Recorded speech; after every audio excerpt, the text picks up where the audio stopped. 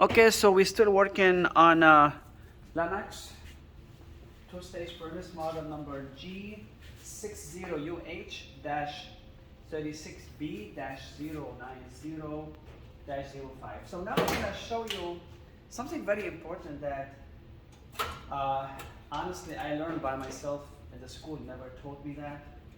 And which is basically the burners, sometimes they don't transfer the ignition to each other. So for example, instead of having 4 of them fully fired, you're gonna have 1 or 2 missing. Why? Because there's some dirt in here, and that dirt or dust can prevent the gas to be able to transfer the ignition. I will move it for you and I'll show you exactly what I'm talking about. But the idea is, this is one symptoms of when people think the flame sensor is not working, because if these 2 only burns and the last one, which is supposed to be sensing the flame sensor here, the last one, if it doesn't sense the flame, and if you cannot see the burners, like for example, maybe there's a cover sometime, you will think the flame sensor is not working, but actually, obviously, it's not sensing the fire, because this one is not able to be, the other ones are not able to light it, okay? What happens is when the gas valve goes in, there are small, very, very small, tiny space, I would say like even maybe 1/8 of the inch space, that allow the gas to travel between the in-shot burners. These are called in-shot burners.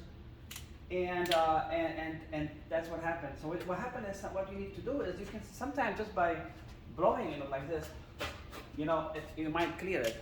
A lot of times, I drive 30 minutes to a job, all I have to do is, and then when you light it, usually what happens in the perfect operation, this is gonna light, and immediately within a second it's gonna light the other ones. It depends how many there are.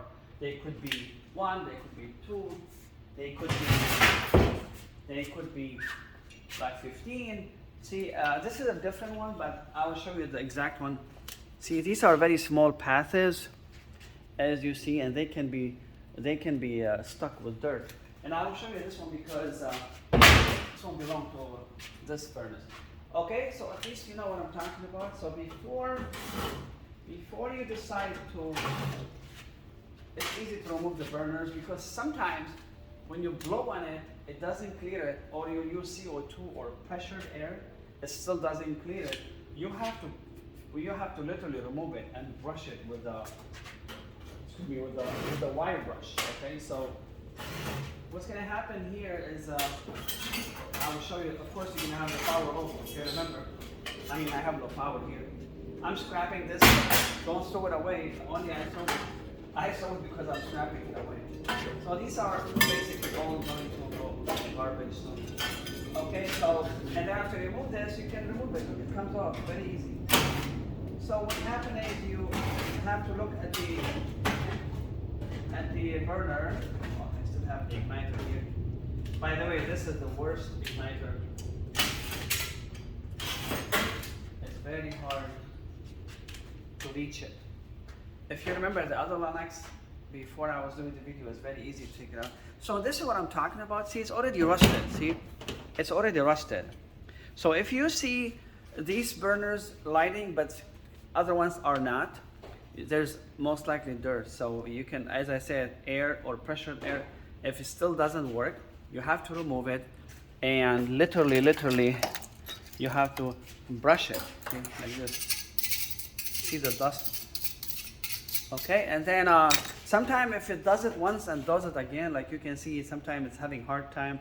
Like this light, it takes some time to light the other one. That means dirty. Sometimes they light and they never light anymore. They cannot, because this space is dirty.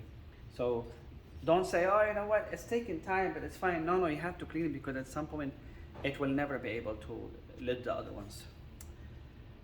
I think that's all what I have to tell you about the burners. I did this video specifically for this, because a lot of times, even I go to jobs, I hate to be conceited, I go to jobs and They called 2 or 3 companies. Again, I hate to, I'm not showing off. And they never opened the thing and take a look. They changed the flame sensor, whatever they did. And I go there, it's all because of the dust, okay? Thank you so much. We're gonna do now another video, how to remove control board and put it back.